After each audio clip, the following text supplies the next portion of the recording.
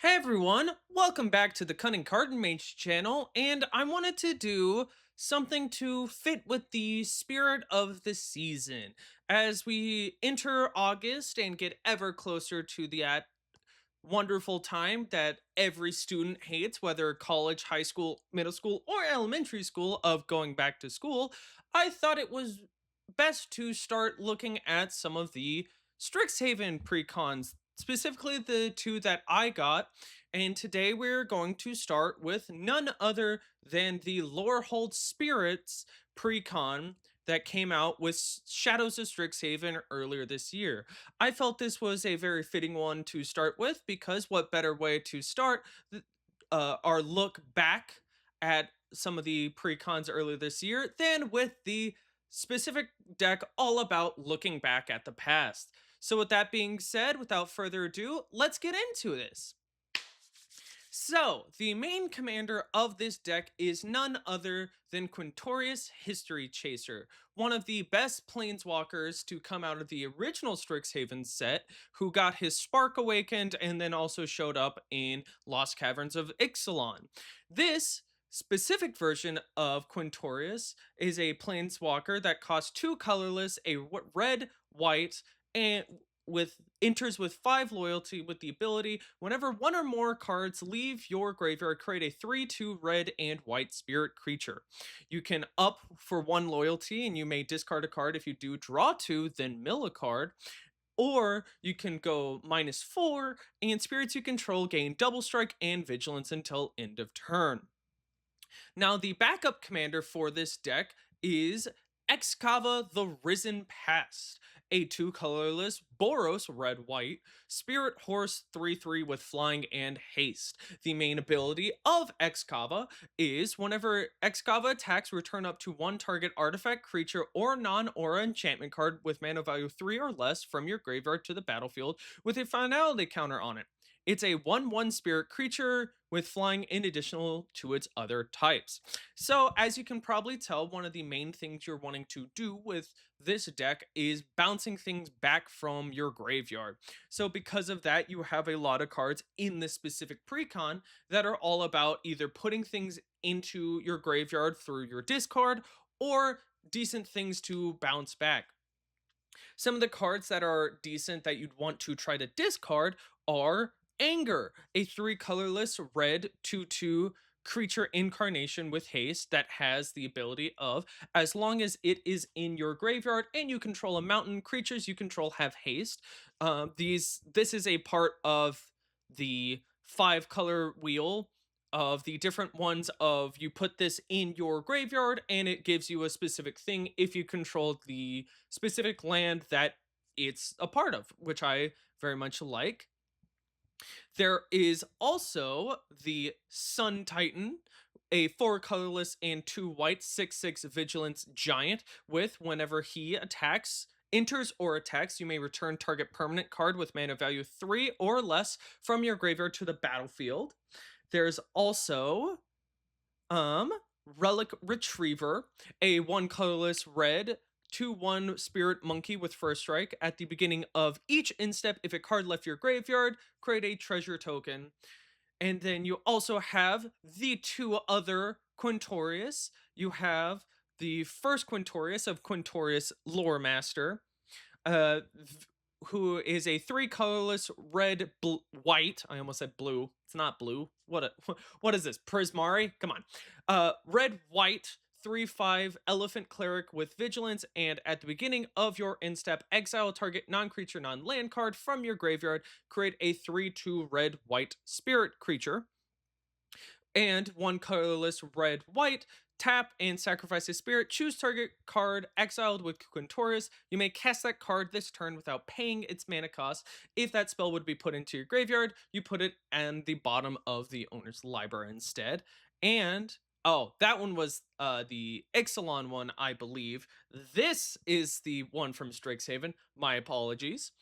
Of Quintorius Field Historian, 3 colorless red and white, a 2/4 with spirits you control get +1/0, and whenever one or more cards leave your graveyard, create a 3/2 red and white creature token.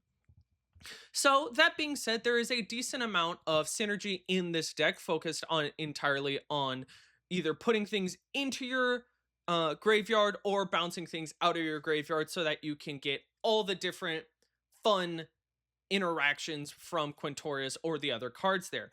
That being said, there is definitely some cards that I'd like to remove. Those are none other than Rendezvous, Rave of Reckoning, Ao the Dawn Sky, Atsushi the Burning Sky, Kami of Ancient Law, Kirill History Buff, Bitterthorn Nissa's Animus, Staff of the Storyteller, and White Orchid Phantom. Now, these are cards that aren't bad in their own right. It's just, these aren't going to be terrible to get rid of, so you can make this deck even better. Some of the cards that I personally will want to be adding are Arc of Hunger from Secrets of Strixhaven, a really fun card that allows you to be able to mill cards and also be able to play that card from your graveyard to get its own bonus.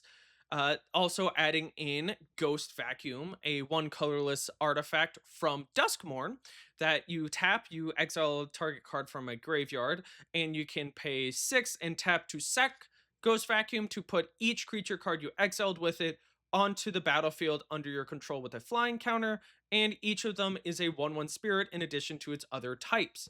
So you're wanting to do a lot of these kinds of things that benefit from yanking stuff out of your graveyard so that you will get the bonus of making your 3/2 red white spirit token and also being able to get another bonus later down the line. In fact, the next card I would be adding is from Secrets of Strixhaven of Hardened Academic, a Boros 2/1 Flying Haze Bird Cleric with discard a card. This creature gains life link until end of turn, and whenever one or more cards leave your graveyard, put a 1/1 counter on target creature you control. Next, I would add Bag of Holding from the Battle for Baldur's Gate set, a one colorless artifact with whenever you discard a card, you can exile that card from your graveyard. So that's going to get both the bonus of doing your Quintorius up loyalty of your discarding it, but that will then hit your graveyard and then bounce back into a exile under the Bag of Holding, so then you will also get the spirit as well. Then you have the two colorless tap, draw a card, then discard a card, also giving you that fun ability. And then four colorless to tap to sack Bag of Holding, return all creature cards exiled with Bag of Holding to their owner's hand. All in all, a pretty decent card. Next, I would add Joshua's Phoenix Dominant from the Final Fantasy set last year, a one colorless red white human noble wizard 3/4 with when it enters discard up to two cards, then draw that many, and then three colorless Boros tap, exile Joshua, then return it to the battlefield transform under its owner's control, and then that becomes the Phoenix, Warden of Fire, a 4/4 flying lifelink saga Phoenix, with the first two of these sagas being Phoenix deals 2 damage to each opponent. Then the third and final one, return any number of target creature cards with total mana value 6 or less from your graveyard to the battlefield, which is a just great way to get a bunch of those spirits as well as other things.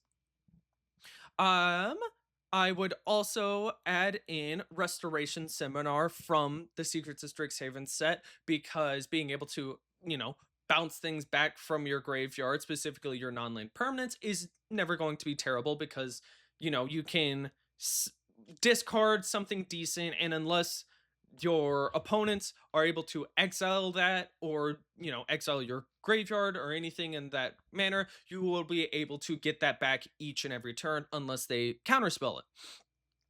Next, I would want to add Antiquities on the Loose, also from Secrets of Strixhaven. One colorless, two white, create two red and white spirit creature tokens. Then, if this spell was cast from anywhere other than your hand, put a 1/1 counter on each spirit you control, and it has flashback, four colorless, two white, for you to be able to cast that from your graveyard. And if you are playing this mildly decently, you might have a bunch of spirits on the board already, so you'll be able to put a 1/1 counter on a lot of this.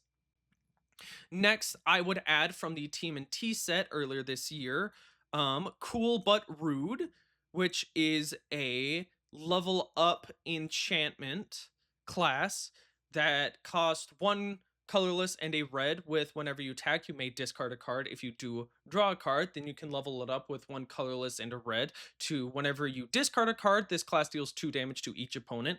And if you're going to be constantly doing your up planeswalker abilities, you're going to be discarding at least once each turn. Then you can do a bunch of different things. And then the third level up, you can search a library for a card, put it into your hand, shuffle, then discard a card at random.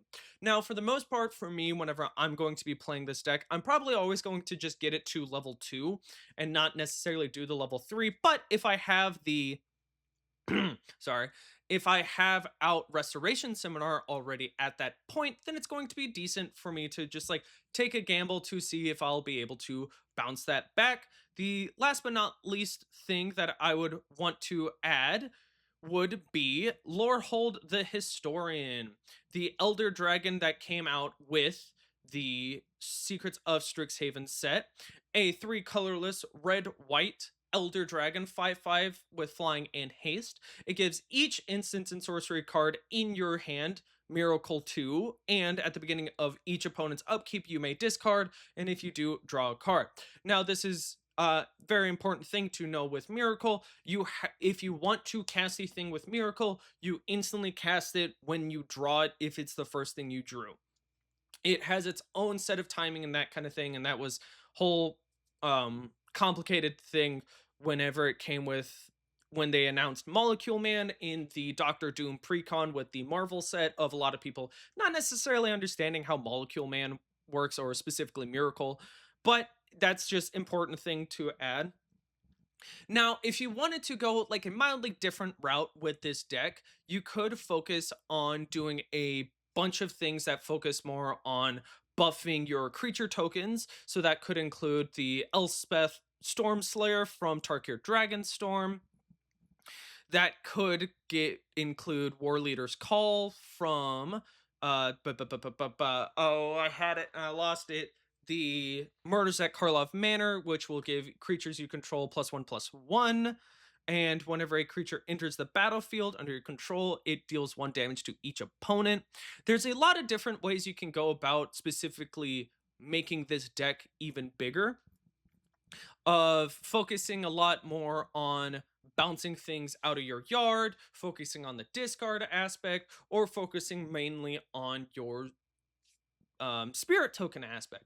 And because of that, I think it's a really interesting deck. It might not play the best whenever you just play the precon as is.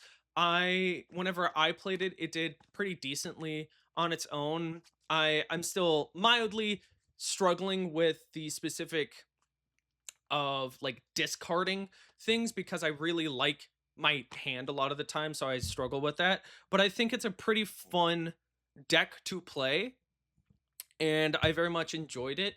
And Secrets of Strixhaven was one of my favorite sets of this year. But that's about it. So if y'all really enjoyed this video, let me know down in the comments below. Are there any cards that you think I should add to this deck that I might have missed out on? Did y'all pick up this deck? If you picked up any of the precons, which one did you pick? Um, and as always, if you like this thing, be sure to leave a like, hit the subscribe button, and hit the bell for notifications. I know, I'm like a broken record, but it bears repeating. I am going to be trying to be better about uploading more consistently. But that's about it. And without further ado, I will see y'all all in the next video. Peace!